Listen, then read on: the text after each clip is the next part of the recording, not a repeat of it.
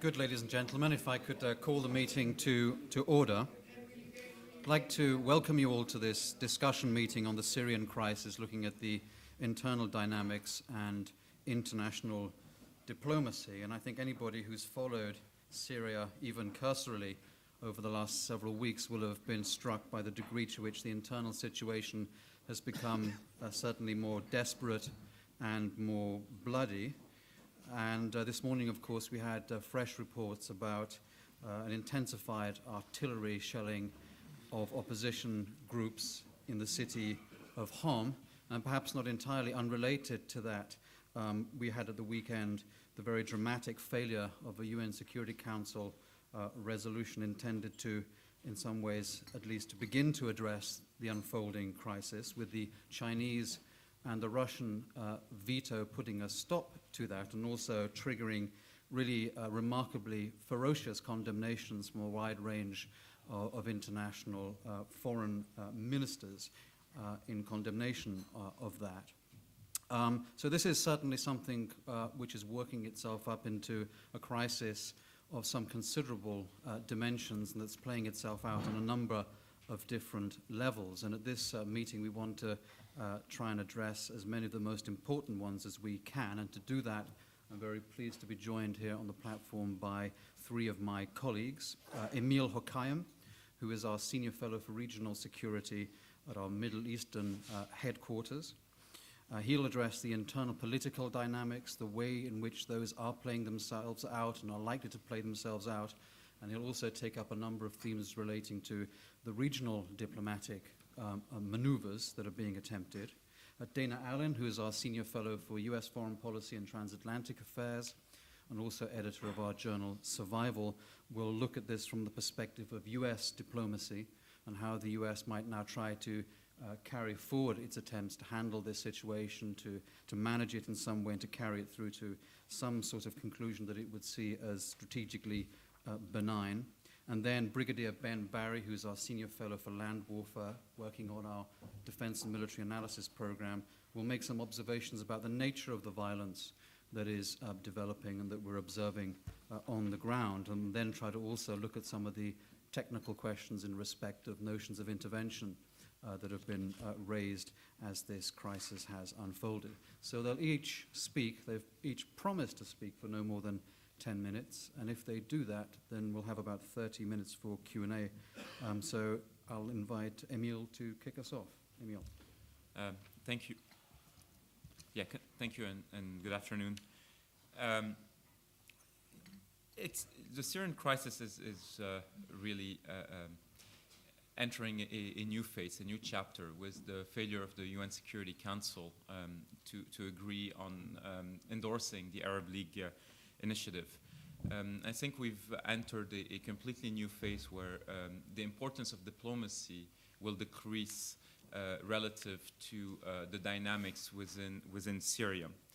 I can probably it's probable that the deadlock on both the Arab and international diplomacy fronts is not going to be lifted anytime soon. I think this is a moment where each actor is going to reflect on what they can really do, what mistakes they've made in the run-up to the UN Security Council vote, and so on. The reality is that the West, Turkey, and the Gulf states didn't have a backup plan for the eventuality that Russia and China would veto the resolution that was put forward 2 days ago.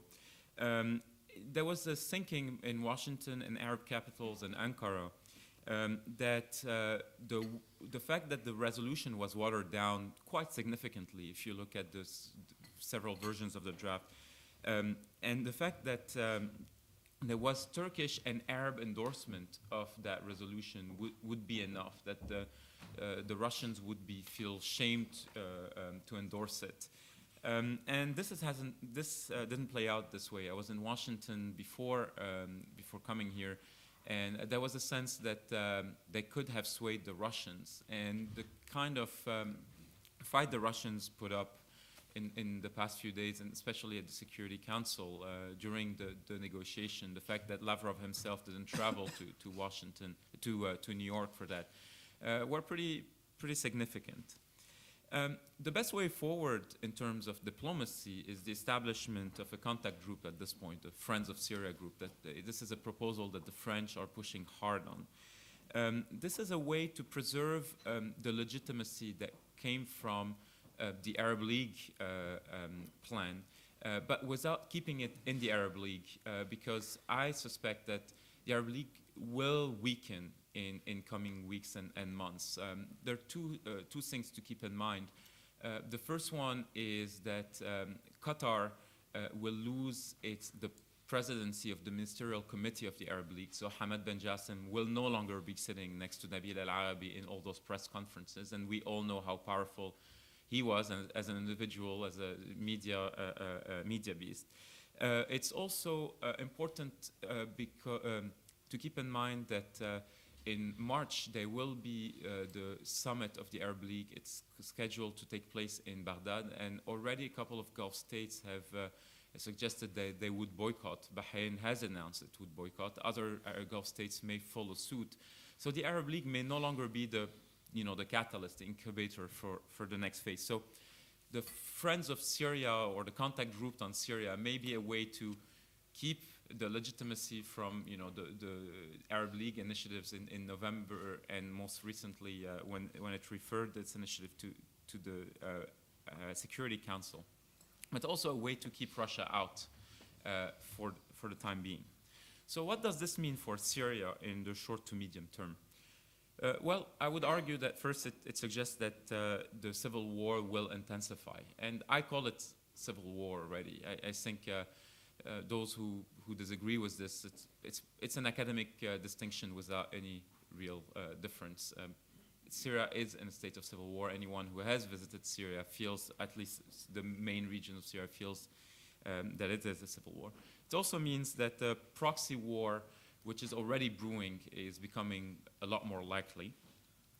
And the final point here is that the focus and the burden will actually shift onto Turkey and the Gulf states. And these two actors have tried as much as they can to, in a way, I think, dilute their responsibility or share it with other actors, bringing the West, going to the Security Council, and so on. But they're going to find themselves at the forefront again. And I'll discuss the limitations of both Turkey and the Gulf states later. In terms of the impact on domestic Syrian dynamics, from the point of view of the Assad regime, the UNSC vote can be read as basically having ended the debate on direct foreign intervention, especially Western intervention. The Syrian regime now knows that that Russia has its back and can afford to escalate domestically. I don't think that the escalation of the past few days in Homs and other places in the country was only driven by the Security Council vote. It's also because the Assad regime needed to conquer again Homs, other important neighborhoods around and cities around Damascus. But it did play an important factor. The Assad regime has a window of opportunity to escalate and retake a number of those areas. It can widen the crackdown at this point. As I said, it needs to secure important centers, population centers and infrastructure centers that it has lost in the past few weeks to the defectors and other groups in Syria. The question is, how does it escalate? Is it a qualitative escalation? I mean, is there a possibility to resort to air power right now? Because they feel that there is no intervention coming. And the Assad regime has been very cautious about its use of air power. Actually, it has done very little on this front. But there is some evidence that suggests that they're using helicopters again now. We have to confirm that news and see the extent of it. Or is it going to be just a quantitative escalation? Just more troops on the ground, no fundamental change in tactics, just more firepower everywhere all the time. But the Assad regime is not only going to do this, I suspect. I think this is also a moment of opportunity for it to turn to the domestic opposition, those who are willing to engage the regime. offer some of the cosmetic reforms that has been talking about, like expanding the government. There is a proposal for a new government in Syria that would include some opposition figures that are willing to engage in a dialogue. The problem is that those opposition members who are likely to join this kind of effort have very little credibility among activists, and they have zero ability to control the street. So it's not going to matter in terms of the uprising. It only matters in terms of changing the narrative within Syria and a formal breakup of the opposition. There is another element here when it comes to the calculations of the Assad government. It's the role of Russia in the very short term. The head of Russian intelligence, Fratkov, and the foreign minister, Lavrov, are expected to visit Damascus tomorrow. And there are big questions about what kind of message they're going to carry. If you're very cynical, you think that the Russians are going to tell them, do it as quickly as you can, use as much as firepower as you need, and just be done with this. But I assume even Russian intelligence assessments are that Assad is on a very shaky ground, and that that kind of escalation is not going to deliver any decisive outcome.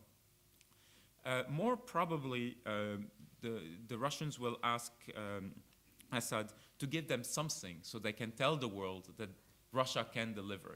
It's not just obstruction at the Security Council, it's also able to leverage its own influence with Assad to obtain some of those domestic reforms. And when we talk about this, we're talking about a few constitutional changes, the promise of elections, a new political parties law, and so on. And the final message that the Russians could carry is simply move away. We'll just make sure that some of the security chiefs of this regime stay in place, that guarantees to the Alawite community and the military are offered, and so on. The problem is that Russia here has lost a lot of credibility with the opposition and people on the street. So the question of whether Russia can broker a deal is very much in question. From the opposition side,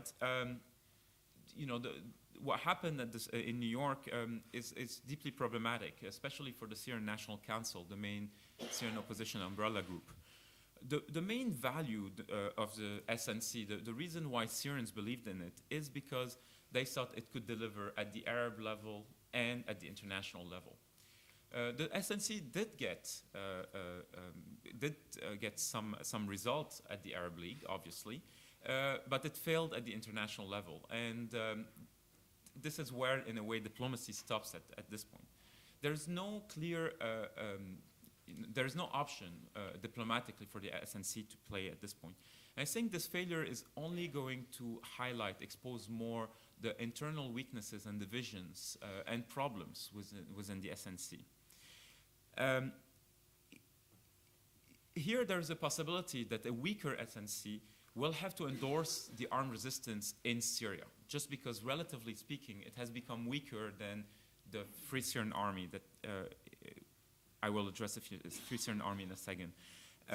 But that relative decrease in influence is problematic because the SNC has no operational control over the Free Syrian Army. And if there is no political strategy to the use of violence by defectors in Syria, that there is no clear way out. The SNC itself is going to lose some of its credibility, not just among Syrians, but also in Western and other capitals. Let me move quickly to the Free Syrian Army. As everyone knows, this is not a unified organization with a political strategy. It's badly organized, it's badly armed. Decisions are made based on local considerations, not because there is a nationwide strategy. And it's trying to gain a profile and gain influence with spectacular attacks. We saw this in Zabadani, in a few other places around Syria. Now, what works in the FSA's favor is that it has very significant support among activists, the Tansikiyat, the coordination committees around Syria, and I would argue growing segments of the population. for the FSA, this is a moment of opportunity because the Gulf states will be pressed to start thinking about funding and arming them.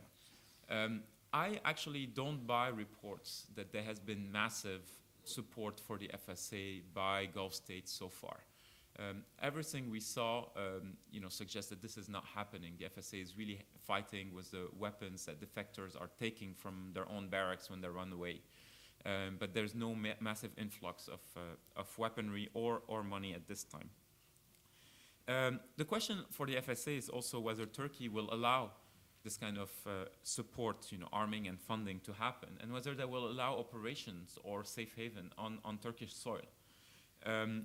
Turkey still hasn't made its decision. Yes, Davutoglu spoke very angrily about Russia and China recently, but it doesn't mean that this is the Turkish policy is to support the FSA. Here, there is a big question for the Western states, whether Western states should support eventually the FSA to give it coherence, shape its strategy, moderate it, and then promote SNC political control over the FSA, and do all this at the risk of tensions with Russia, at the risk of being accused of being part of that proxy war in Syria, and at the risk of being accused of entering an alliance with the Islamists in Syria.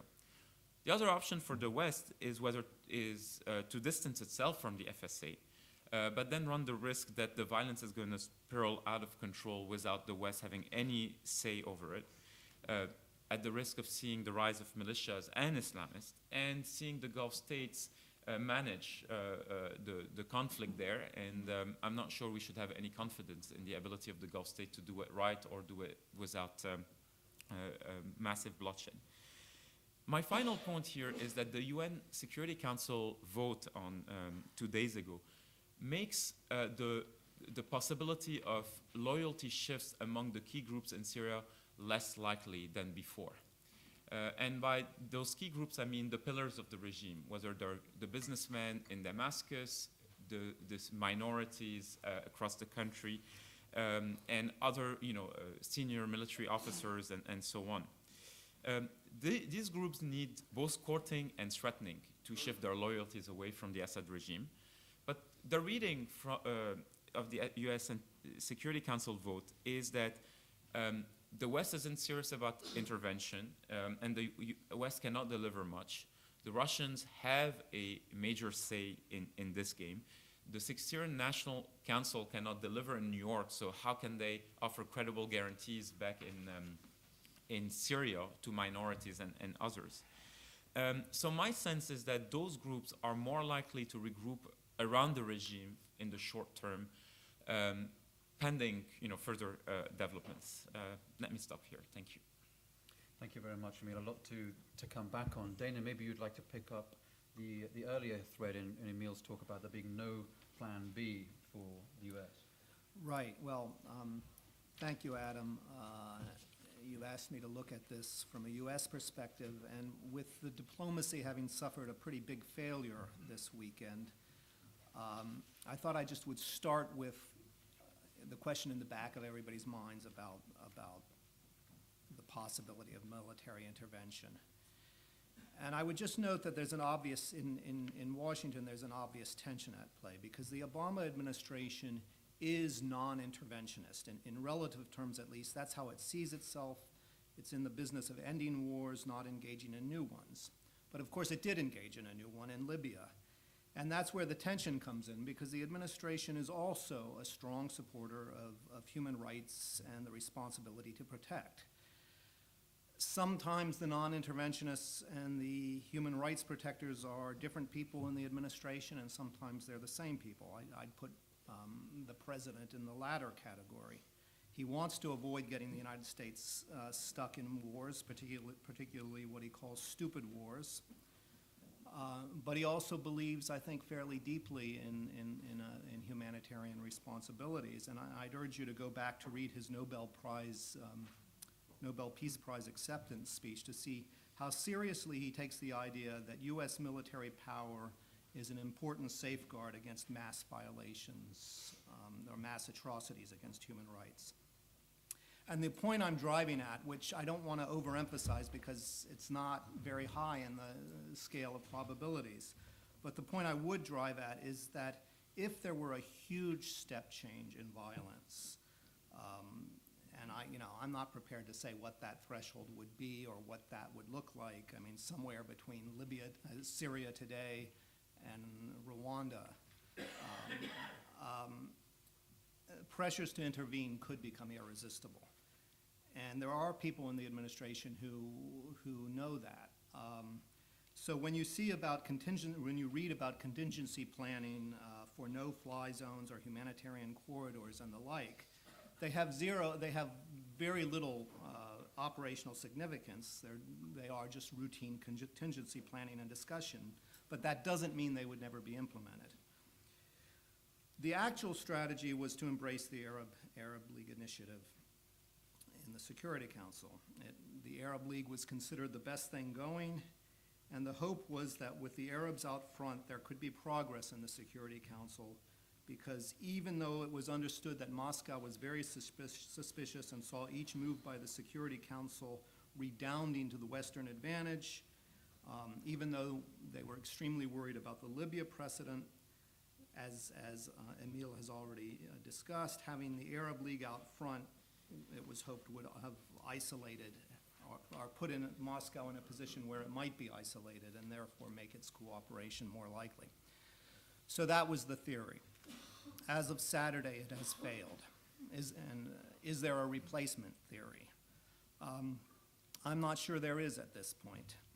I do agree that the Russian and Chinese vetoes make a much more violent end to this conflict, more rather than less likely, because, and for reasons that I think Emile's already laid out, a less violent resolution depended on convincing the Assad regime that it was truly and increasingly isolated, that its days were numbered, and that that it was going to see increasing numbers of defections, and obviously also the fact of that isolation encouraging those defections. Let me step back for just a minute to say that Saturday's failure is also going to have an effect on the idea that the Security Council is the supreme legitimizer of military force, and so it's therefore going to weaken, or the organ that makes military intervention unnecessary, and so in some finite way it's going to weaken the Security Council. It's going to weaken it first in the United States, which is important. If I were a Democratic supporter of President Obama, which in fact I am, I would want to point to the Libya model as a model for how the United States can work with partners, work with the Security Council, and work with regional players like the Arab League, and in important respects let others take the lead, but provide U.S. military power as one of the key pillars of an international community that will find certain behavior by rogue regimes intolerable and will find ways to enforce that finding, even with military measures. Conversely, if I were a Republican critic of the administration, I would point to Saturday's failure of the draft resolution and paraphrase Mrs. Thatcher by saying there's no such thing as an international community. If justice and humanity is to be protected, it can only be through the exertions of the United States and a coalition of like-minded powers, or sometimes even without a coalition. Now, that argument, that Republican argument, is not necessarily going to become so robust in the coming election campaign, because the fact of the matter is that the George W. Bush style of unilateralism remains pretty unpopular in the United States right now.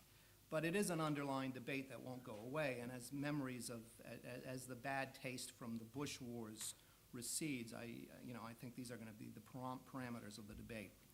I would add there's an obvious link between success in Libya and the failure we saw on Saturday regarding Syria, and it's an obvious one. The Libya intervention, successful as it was, had opportunity costs in terms of the next intervention, whether diplomatic or military. One of those costs is that Moscow felt betrayed by what it viewed as a expansive interpretation of the Libya resolution, although I don't quite understand how they felt betrayed, because that Libya resolution was an extraordinarily robust one. Nonetheless, they clearly did, and they don't want to see it happen again.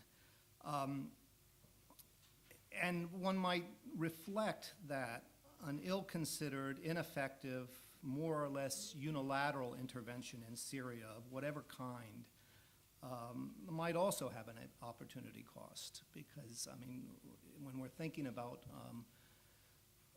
either military action or military aid in Syria, and consider that it doesn't look very promising in any particular respect, its failure could cast a shadow over future action.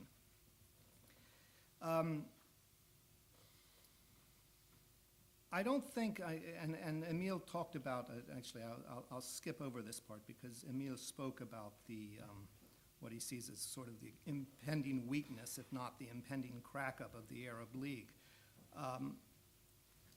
I think the administration is not going, to the extent that in whatever diplomacy and whatever action it pursues, is not going to turn away from the idea of Arab leadership on Syria. And it's been put to me that the human rights discourse is coming from the Arabs is something rather new, and who knows where it might lead.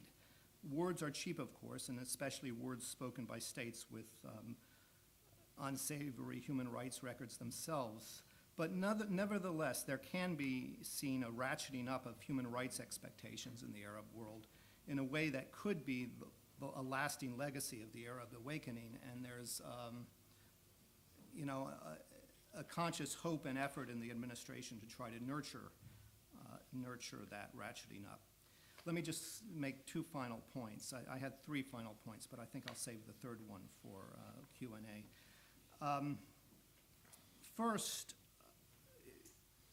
Emile spoke a bit about Turkey's role.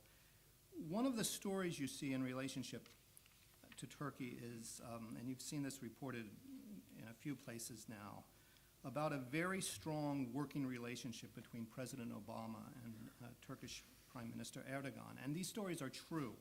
They talk a lot to each other and they like each other a lot, which is interesting in a way, given that in certain respects, Turkey has been seen to have gone off the reservation in the eyes of much of the US foreign policy community on Israel and so forth.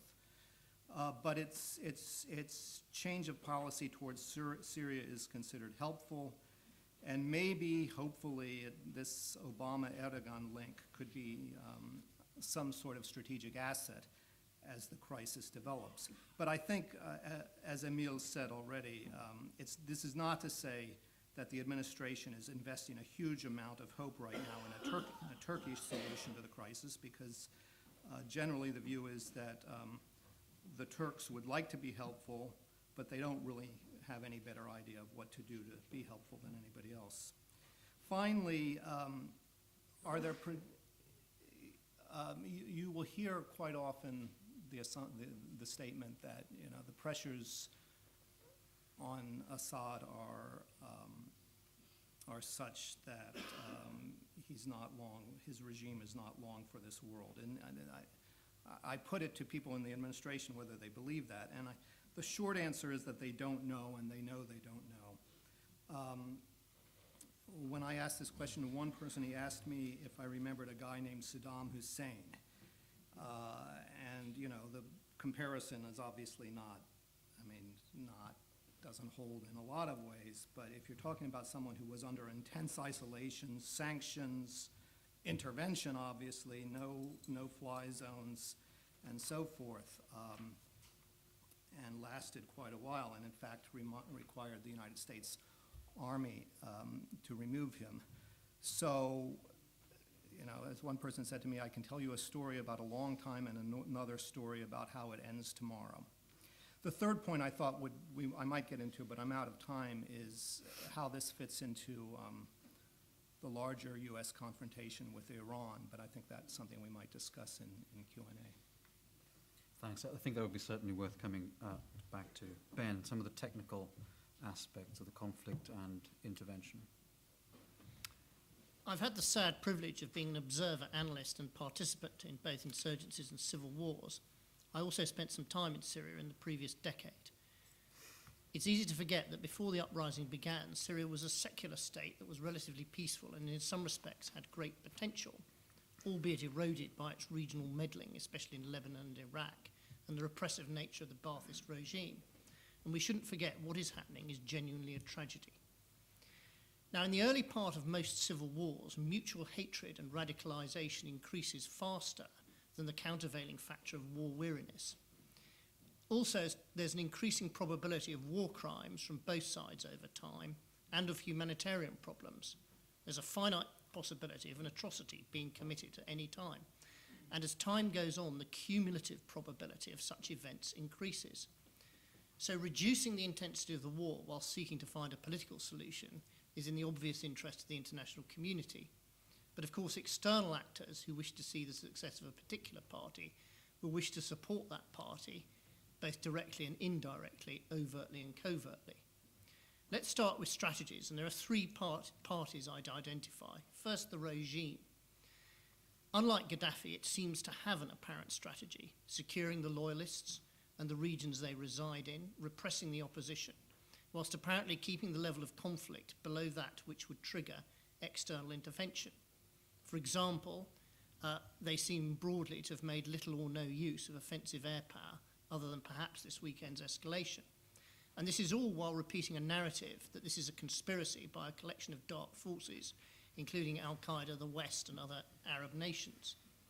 Now, at the operational level, there's evidence of the regime concentrating its forces on securing the Alawite heartland in the west, the vital north-south road from Aleppo through Damascus to the Jordanian border, and also the three roads that run southeast into Iraq, as well as the agricultural breadbasket of the Euphrates Valley.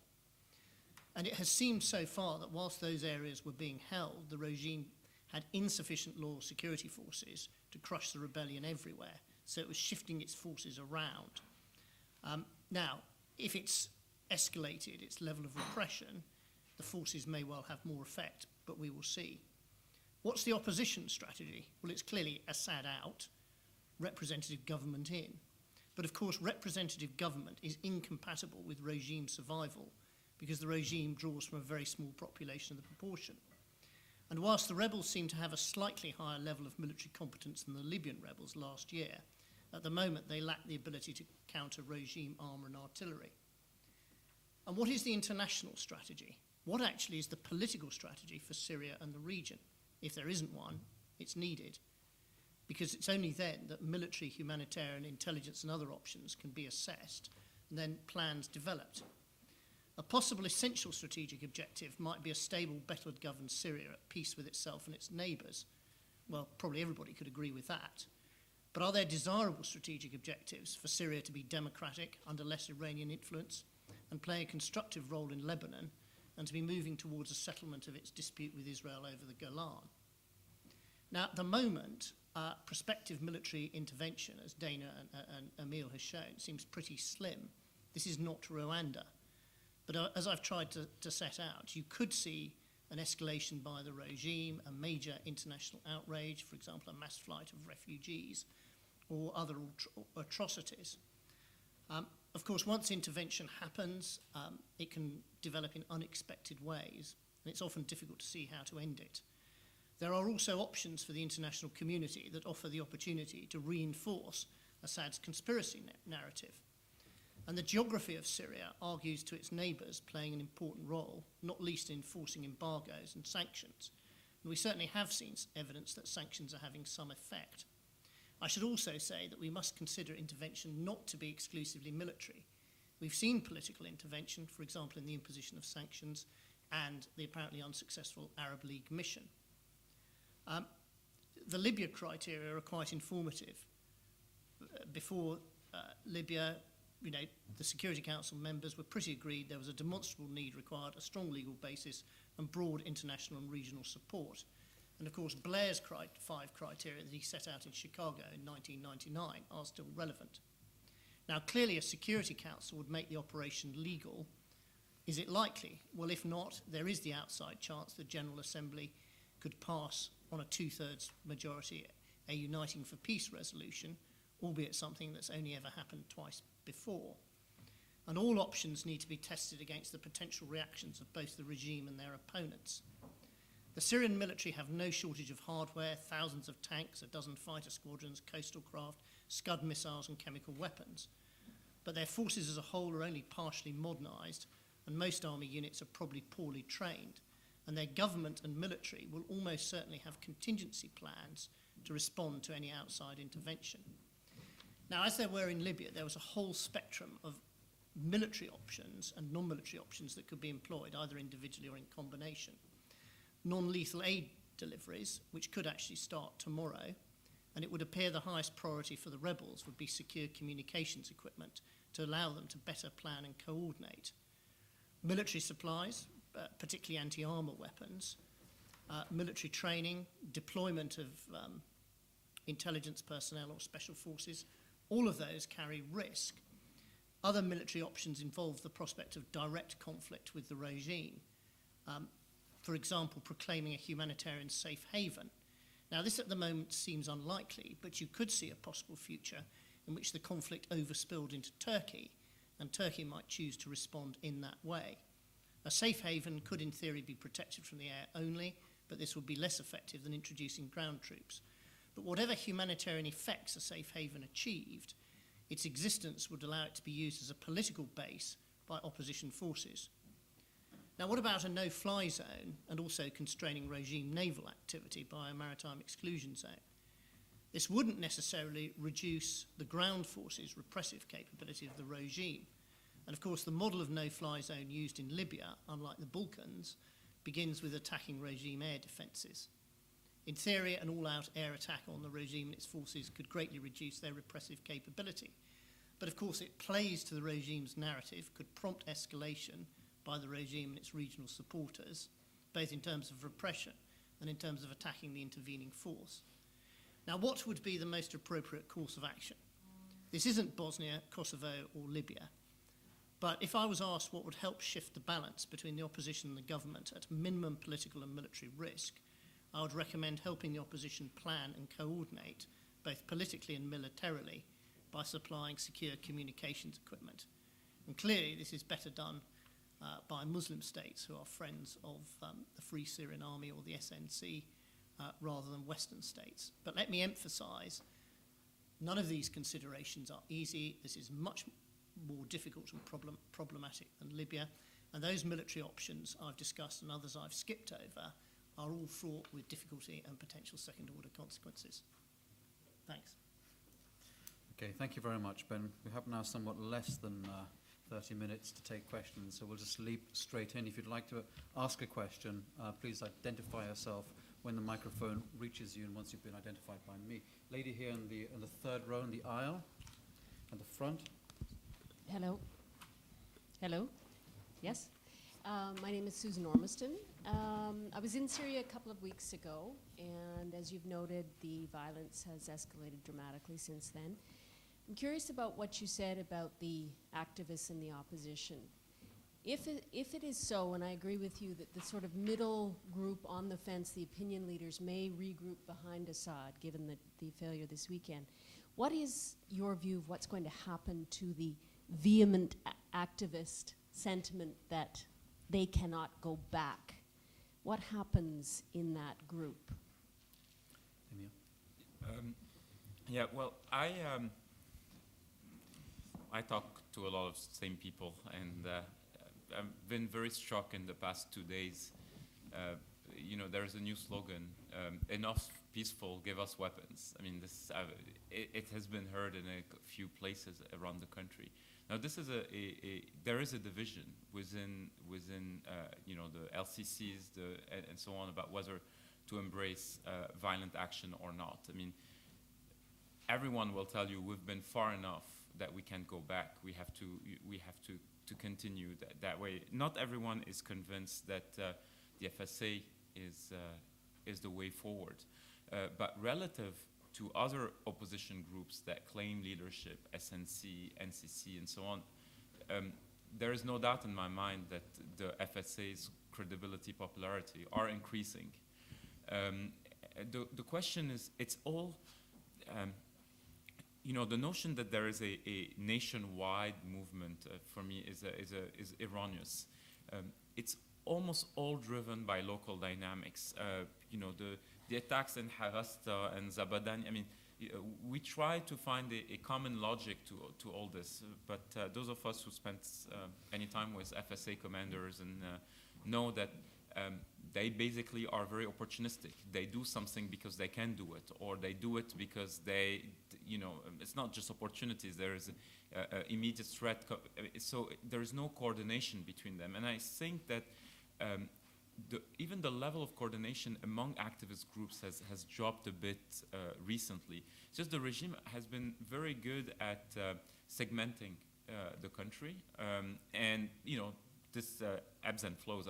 I'm not saying it's sustainable, but I would argue that back in April, May, there was a good level of coordination between the LCCs, and that this has dropped because the regime was able to identify and target the key activists, and so the level of coordination suffered, and so I'm just worried that the political opposition, especially the SNC, is going to find itself overtaken by events. Its discourse, its messaging is not finding a lot of resonance inside Syria at this time.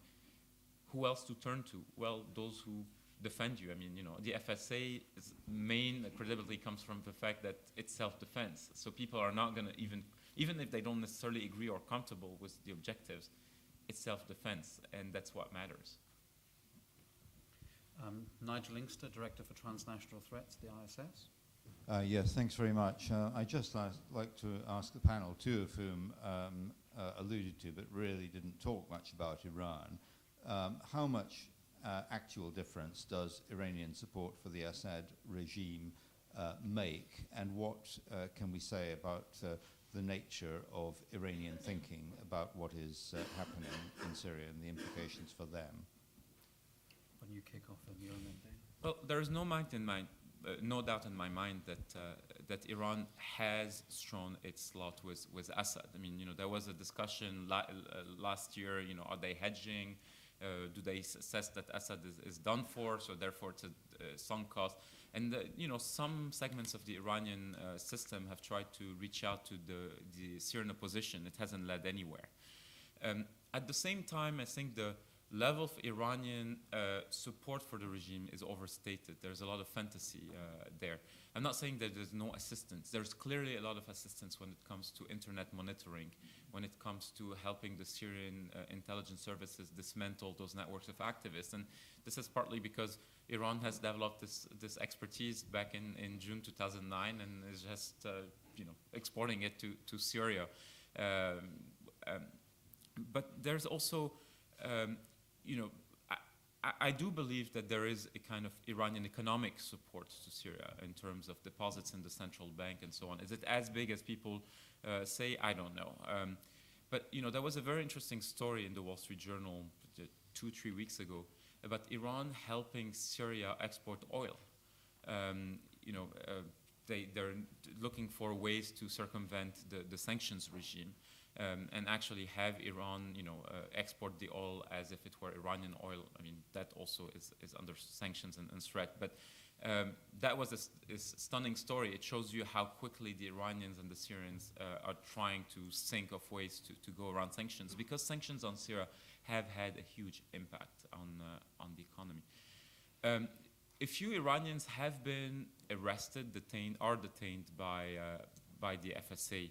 And they were put on television, and the videos are available. And the FSA says these are IRGC personnel. And let's not forget that back in January, Qasem Soleimani visited Damascus.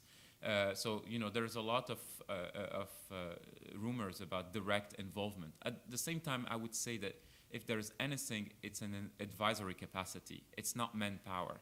The Assad regime has enough manpower at this point to conduct that kind of repression, and this is a regime that has built its forces to deal with domestic instability and to deal with possible coups. So I don't think it's in terms of direct assistance, more an advisory role. Well, I have nothing really to add to that on Iran's involvement and support. I mean, I suppose one could enlarge the question to ask what are the implications for Iranian power and other confrontations.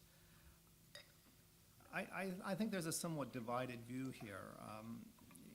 Dennis Ross, who recently left the administration, has been arguing repeatedly that what's happening in Syria in almost every scenario is good because it cripples Iran. This is a zero-sum game, and losing, even if even if the regime stays in power,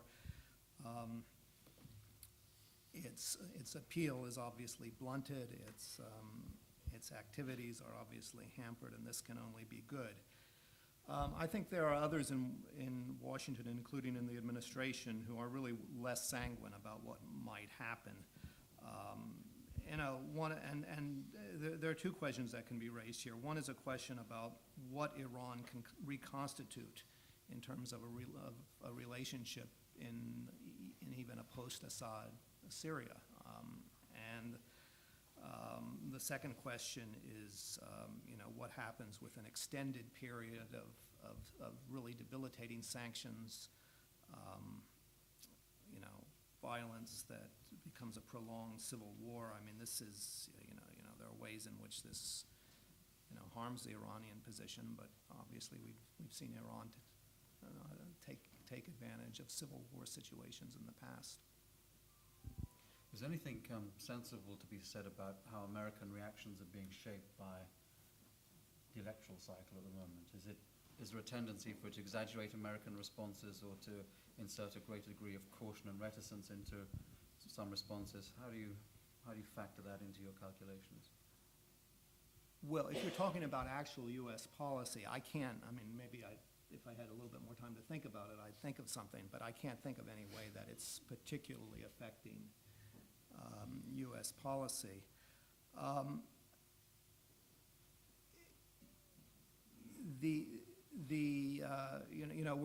It looks like we have a Republican candidate. The position of the Republicans has been the main area of criticism against, in the Middle East has obviously been insufficient devotion to the cause of Israel and insufficient resoluteness against Iranian nuclear developments. I have not seen a big drumbeat for intervention in Syria, and I may have missed it, but I don't think it's seen as a particularly winning argument to make right now. Which is not to say that Mitt Romney would necessarily want to make that argument, but that's what I was trying to allude to, is that in fact, this Libya-Syria juxtaposition points up a beautiful kind of classroom pair of case studies for the liberal internationalist versus neoconservative view of the world and U.S. power. But I don't, and I think that's a significant and actually a very interesting debate, which has arguments to make on both sides. I don't think it's going to be a particularly salient political debate in this campaign, because the memories of Bush interventionism are not popular memories in the United States right now. Gentleman right at the back, underneath the lights there. Ian Blank from The Guardian. I was interested in what you all had to say about the Free Syrian Army, and particularly Ben Barry, about possible support and equipment. I mean, if you look at, we keep going back to Libya. For many people, Libya is, of course, a reference point. And even if we acknowledge that it's not going to end up with a Libyan-style military intervention, does not the political logic of this lead to more support, more covert support, perhaps even less covert, more open support for the Free Syrian Army, if the conclusion is that the political track is dead? Ben Barry talked about, I think, communications equipment, people have also talked about anti-tank weapons and so on and so forth. The Qataris, the Emiratis, the Jordanians, who I find strikingly absent from this discussion. I just wonder whether they might not now be taking quite a forward position on this, and it might be convenient for them to do so with discrete support from Western countries. I'd be interested in your thoughts. Thank you. Emile maybe on the wisdom and the sources of support, and then Ben on the manner of it. I mean, I expect that kind of support to develop very quickly from now on, and whether that's individuals or states in the Gulf, is also important. I think there has been individual help from the Gulf states to the Free Syrian Army, but obviously not in the amounts that could turn it into some coherent force. I worry that support for the FSA without a political strategy and without coordination between the Gulf states is going to lead actually to competition, rise of actually militias across the country. And there is no precedent in like the Gulf states doing this alone. I mean, in Libya, there was British and French and guidance during that process, and even then it didn't go that well. In terms of Syria, those various countries in the Gulf, but you also mentioned Jordan, and this is a very good observation. They each have different entry points into Syria, different friends and contacts. I mean, if you're Saudi Arabia, you have the tribes. You have former regime figures like Khaddam, who may have some people here and there. But Saudi Arabia hates the Muslim Brotherhood anywhere, including Syria. So they've cut themselves from a major actor. Qatar, however, has very good relations with the Muslim Brotherhood and may actually use some of their networks in Syria. The Emiratis, I'm not sure how good of a network they have within Syria. There's also the possibility that those states will say, hey, it's too difficult to run something like that. We've never done it. I mean, in Afghanistan, we went through the Americans and the Pakistanis. In Libya, we also had NATO support and so on. Let's subcontract all this to the Jordanians or someone else. I still think the key actor here will be Turkey. The tribes are very important. The tribes will be important when it comes to Jordan, facilitating all this. But Turkey is a main actor, and whether Turkey is comfortable with playing that role or not, how overt, covert that role is, these are key considerations. They're all asking for help there. You keep talking to them, and they say they've seen nothing big. So they're all very surprised to be accused of accepting Gulf money when they communicate among each other, it's on cell phones and Syrian numbers. It's pretty scary, and that's why Ben made the very good remark about secure communication systems. But that's how ill-equipped they are. Ben. I mean, Emile summarised the political factors much better than I could. Look, in civil wars and insurgencies, there's a difference between what I call self-organisation and existing organisations developing the situation.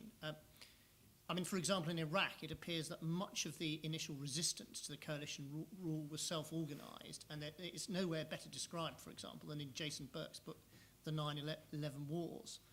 But on the other hand, in the Yugoslav civil war, we saw the sides organise themselves much more quickly based on former Yugoslav territorial defence. And much of the Taliban's regain between 2002 and 2006 was based on the fact that the organisation remained in being on the other side of the Durand line.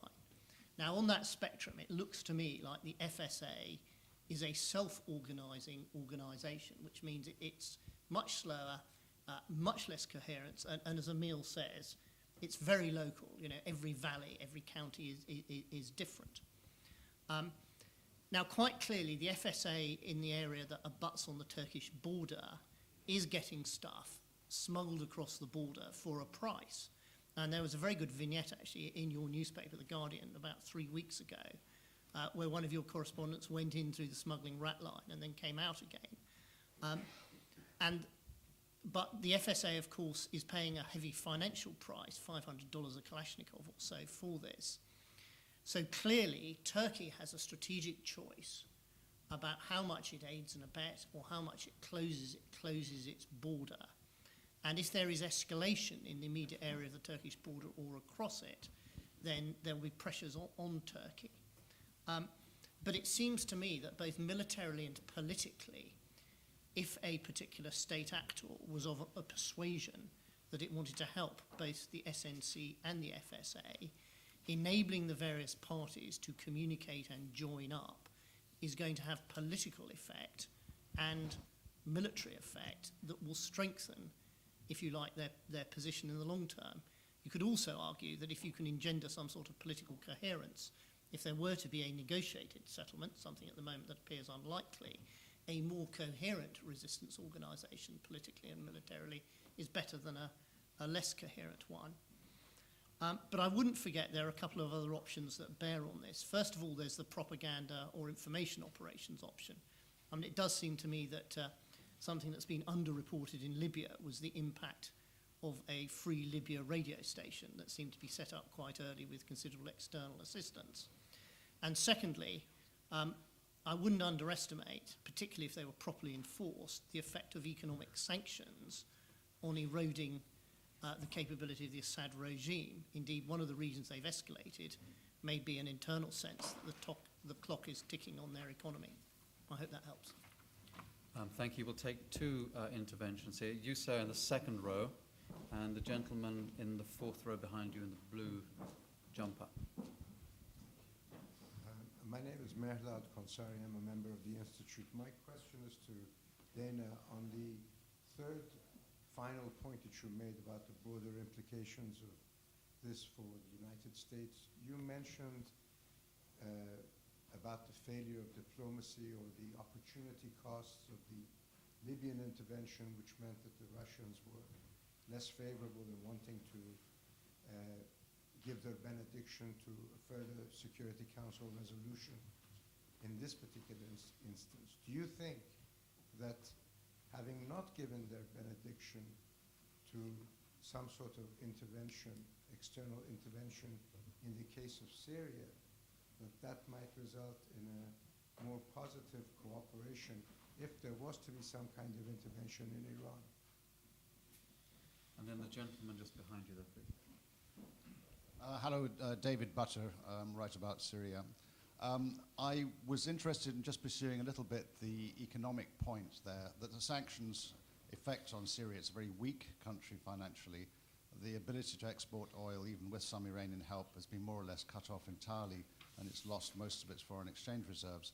My question is relating to potential reservoirs of support for the FSA, is a sort of fifth column within.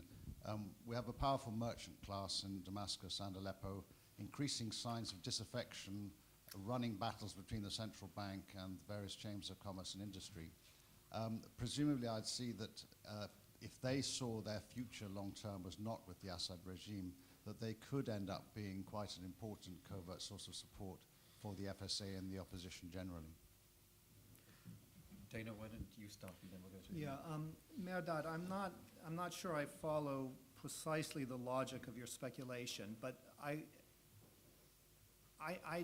do have a broader observation, is that very often we worry, and I remember thinking at this and saying this at the time of the Libya resolution, which in this instance was clearly wrong, but you know, there's this idea that on something like this, you pursue a Libya resolution to the end of regime change, which I think it's fair to say happened. And then, you know, well, that will blow apart any consensus for the future. And you need a consensus on the Security Council for dealing with these issues, these very difficult problems.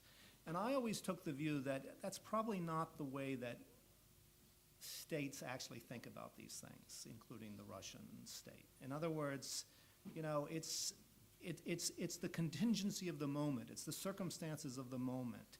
It's not as though the precedent that the Libya resolution led to the pretty forceful Western removal of, or support of the removal of Gaddafi is going to rule out Russian cooperation in the future. They'll think about each case in terms of, their equities and their view. And this was, I think, the hope.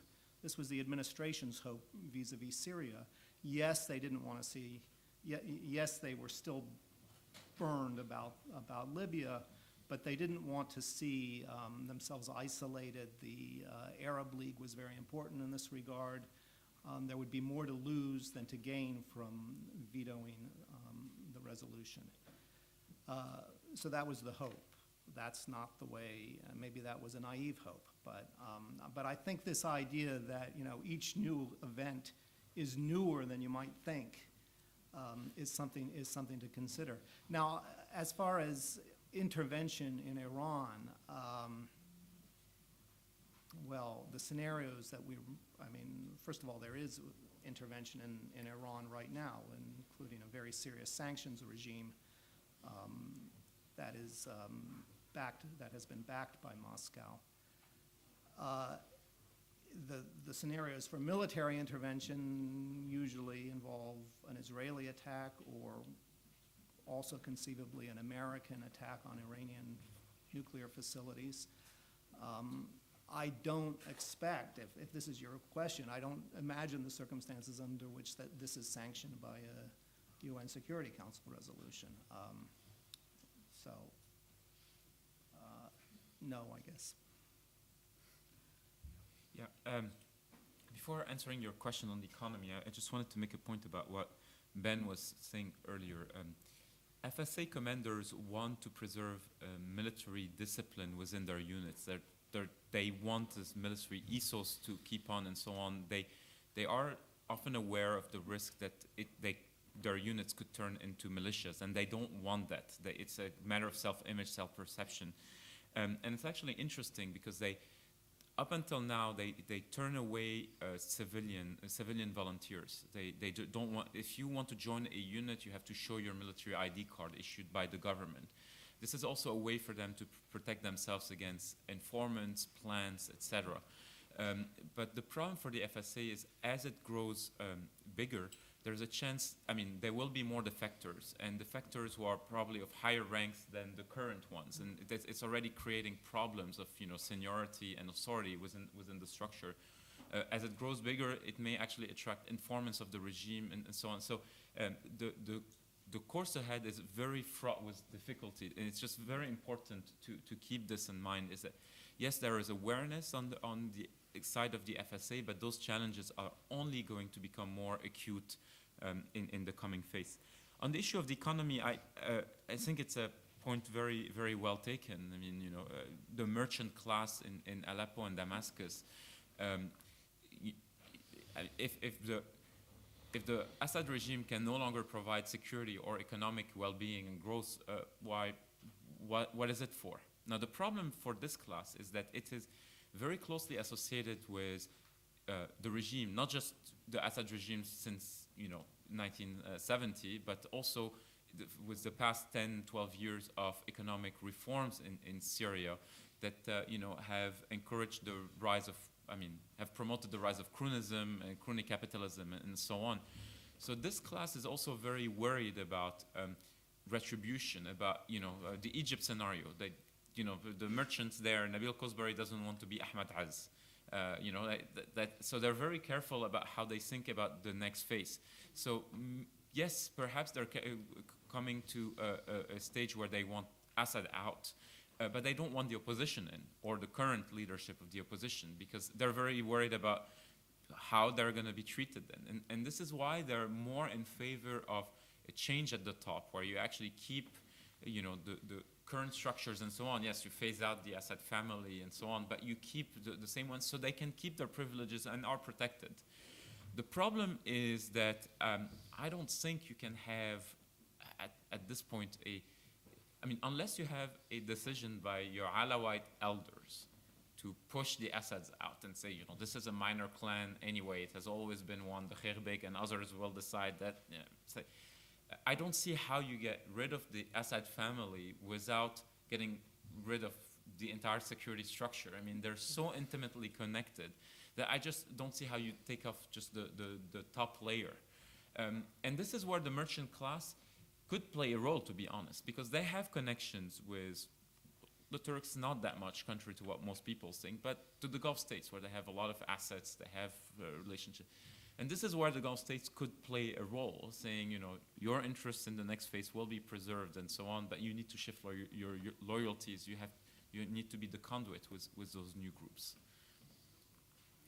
Thanks very much. We're virtually out of time. Maybe we can end it in this way. I think we know that we're facing a situation of tremendous volatility and flux, and I think what the panelists have done here today is to very responsibly set out the large number of variables and contingencies with which both the actors immediately involved and the interested powers are going to have to deal. And I don't want anybody to be crudely reductivist in this, but I wonder, Emile, as the person who's perhaps on this panel been spending most time following this and absorbing the situation, you'd care to take us through what you think, at the present time at least, and caveat it to the extent that you may care to caveat it, the next 2 to 3 phases of this crisis are going to be.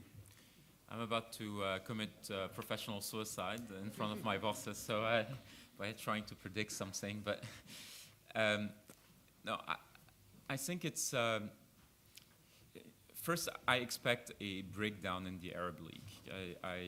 I think the Arab League has delivered as much as it could. I don't have high hopes in its ability to deal with the situation from now on.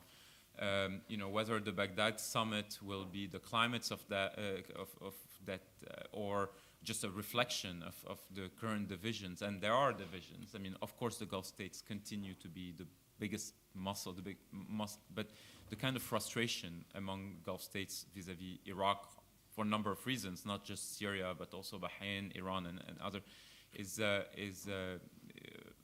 very easy to discern. So on that front, domestically, I think we're in for a massive regime counterattack, and with more violence. Again, as I said earlier, I don't think we'll necessarily see a qualitative shift. I'm just saying more air power, more firepower across the country, more divisions, more units deployed. What's interesting to note is that some of the brigades of this regime have undergone Assad-style security sector reform.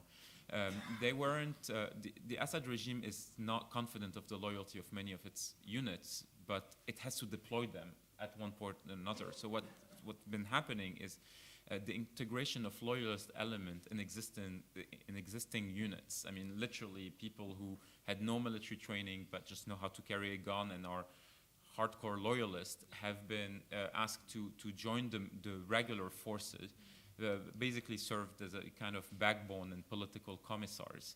And those units may be deployed, and it will allow the regime to deploy more firepower and manpower throughout the country. And I think we'll also see a shift, a qualitative shift in terms of the armament of the FSA. At this point, Syrians think we're on our own.